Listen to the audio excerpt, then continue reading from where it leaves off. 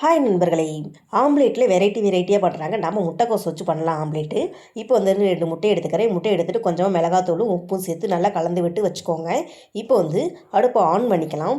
அடுப்பை ஆன் பண்ணிவிட்டு நம்ம ஒரு தோசைக்கல் வச்சுக்கலாங்க. தோசைக்கல்லை வச்சுட்டு தோசைக்கல் காஞ்சதுக்கப்புறம் தேவையான அளவு ஆயில் ஊற்றிக்கோங்க.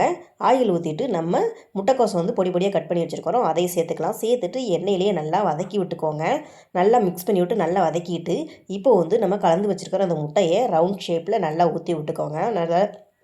நல்லா ஸ்ப்ரெட் பண்ணி நல்லா ரவுண்ட் ஷேப்பில் நல்லா ஊற்றி விட்டுட்டு இப்போ வந்து இது ஒரு சைடு வெந்துட்டுருக்கட்டும். இப்போ வெந்துட்டுருக்கிறப்பயே நம்ம பச்சை மிளகாய் எடுத்து கட் பண்ணி சேர்த்துக்கோங்க.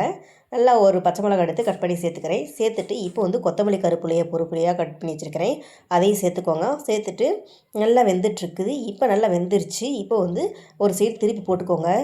பாருங்கள், நல்லா திருப்பி போட்டாச்சு.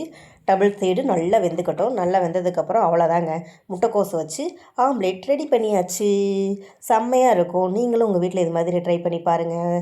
சூப்பராக இருக்கும். சாப்பாட்டுக்கு சைடிஷை வச்சு சாப்பிட்டு பாருங்கள், அட்டகாசமாக இருக்கும்.